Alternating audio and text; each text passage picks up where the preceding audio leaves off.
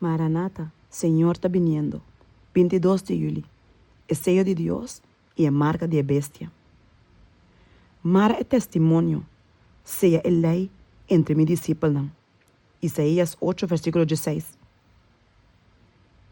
E justo na Bíblia, eu recebi o sello de Deus, promete cerrada de provação.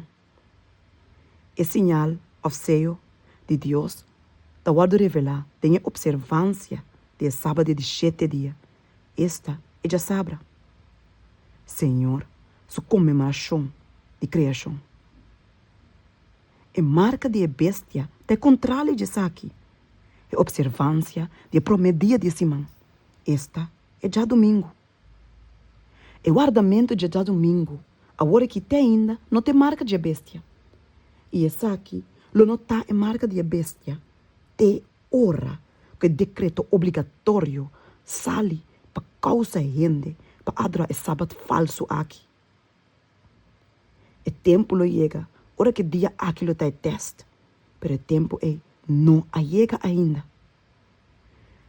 Ainda, nenhum gente não a recebe a marca de bestia. O tempo de prova não chega ainda.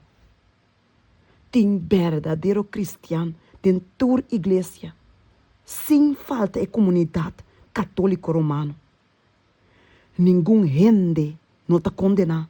Tem um momento que não há luz e mira a obrigação de 4 mandamentos. Pero hora que o decreto sale, obrigando o sábado falso, esta é já domingo.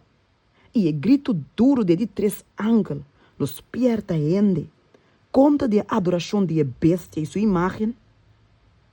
E ora, no momento linha, lo guardo lá claramente entre o falso e o verdadeiro.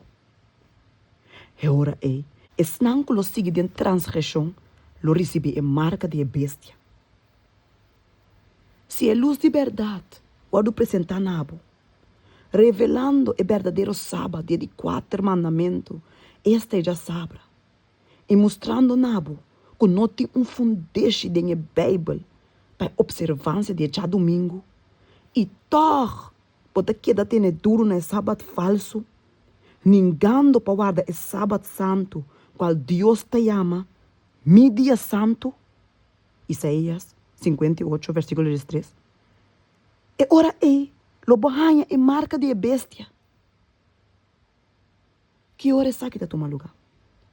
Ora que vou obedecer o decreto que está obrigar para stop de trazer arriba já domingo e adorar é suposto Deus. Mientras que você bom, que não tem nenhuma palavra da Bíblia que está mostra que já domingo está mais que diz dia comum de trabalho.